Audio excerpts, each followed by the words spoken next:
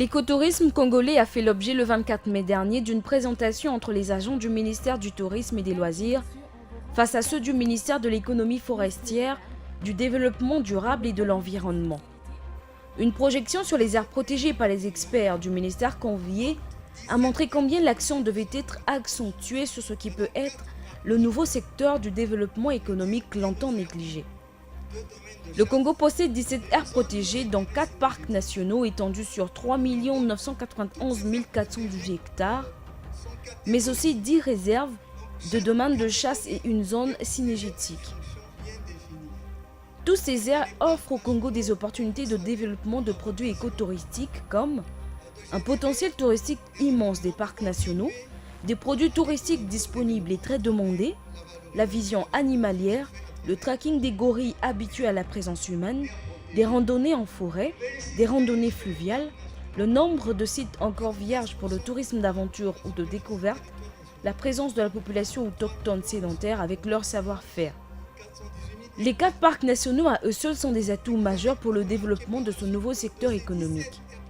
Le premier, celui d'Odiala-Kokwa, qui remonte à l'époque coloniale, créé en 1935, il s'est étendu en 2001 de la cuvette ouest à la Sangha. Il a une superficie de 1 354 600 hectares. Son écosystème est fait de savanes, de forêts denses et de clairières. Le grand potentiel de ce parc est lié à la beauté de ses paysages, sa diversité d'écosystèmes, la présence d'espèces phares comme le lion, les éléphants, etc. Le parc d'Odiala-Kokwa est accessible par la route nationale numéro 2, mais aussi par une voie aérienne depuis Brazzaville. Il accueille près de 300 visiteurs par année. Le second parc, le parc de Noa Balendoki, créé en 1993, il s'est étendu en 2003. Il a une superficie de 419 314 hectares. Son écosystème est fait de forêts marécageuses, de forêts denses et de clairières intégrées. Ce parc est à cheval entre le département de la Sangha et le département de la Likwala. Il a aussi un potentiel touristique énorme. Le parc de Noa Balendoki a aujourd'hui un nombre accru de visiteurs en croissance et peut être accessible par route, par voie aérienne, par voie d'eau et par route forestière à partir de Wesso. S'ensuit le parc Konkwati Douli créé en 1999. Il est au sud du Congo dans le département de Kwilu, au rivage de la mer. Malgré son potentiel touristique, ce parc a un taux faible en visiteurs, soit une 60aine seulement par année. Cela s'explique par une accessibilité difficile due au manque de voies de transport. Les tortues de mer, les cases de visiteurs et les paysages magnifiques figurent parmi son potentiel touristique. Le dernier parc, le parc d'Otuku-Pikunda, avec une superficie de 427 200 hectares, il a un même écosystème que les deux premiers et il est à cheval entre le département de la Cuvette et celui de la Sangha. Ce parc n'a pas de soutien pour le développement des activités autour. Il est accessible par route jusqu'à Makwa et ensuite de Makwa par voie d'eau.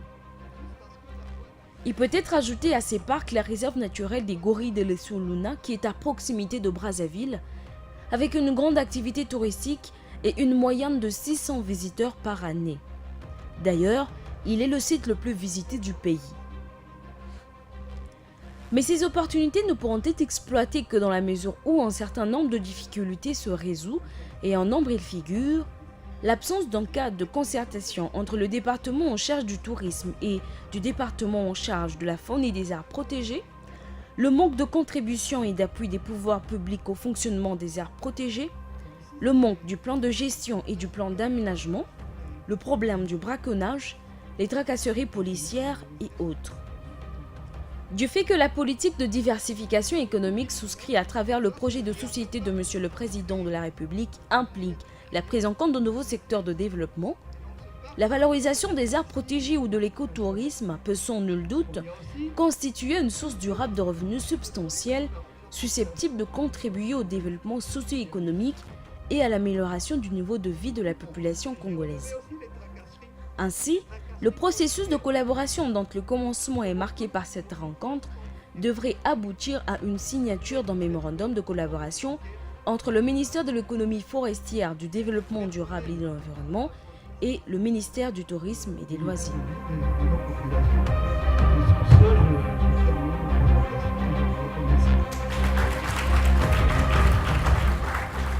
Je suis très heureux de cette rencontre parce que depuis longtemps, nous cherchons comment collaborer avec le ministère de l'Environnement. Et je pense qu'aujourd'hui, ce qui a été fait nous fait énormément plaisir parce que nous entamons là un processus pour mettre en place une grande concertation avec le ministère de l'Environnement pour gérer tout ce qui a été montré au niveau de cette présentation. Je crois que tout le personnel est véritablement heureux. À mon avis, je pense que les choses commencent à changer quand même. Nous attendons véritablement ce moment. Et la présentation a été vraiment très très bonne. Mais le souhait était quand même qu'il fallait qu'on échange parce que il y avait des choses que nous, en tant qu'observateurs ou collaborateurs, on avait aussi à dire, bon, mais je crois que c'est une partie remise. Et je crois que Madame la ministre, avec sa dynamique, organisera une rencontre d'échange sur ce point. Cette projection des potentialités du Congo nous a honorés. Parce que je vais vous dire une chose, en 2011, on a organisé un Éduc Tour au Congo où nous avons invité des tours opérateurs spécialisés dans l'animalier. L'un d'eux, Parfum d'Afrique, nous a dit ceci. Le Dieu est partial.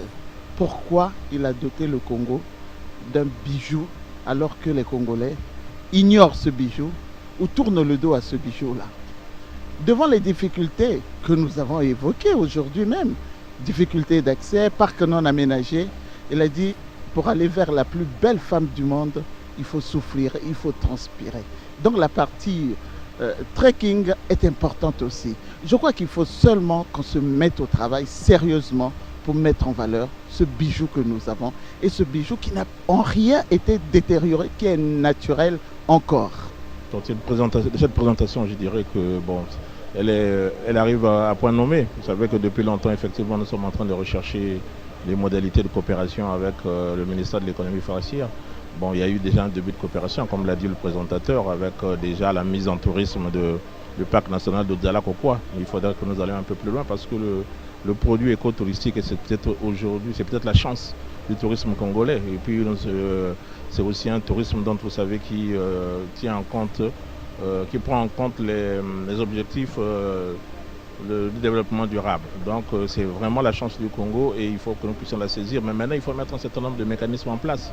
C'est ce que effectivement venait aussi de dire le présentateur. Commençons d'abord par le cadre juridique, notamment par un programme de concertation, un document de concertation entre les deux ministères et puis après on va évoluer positivement. Mais il faudrait que ce soit la volonté de toutes les parties. Vous savez que d'ici ça a chopé un peu jusqu'à présent, c'est parce que on avait toujours du mal à entrer dans les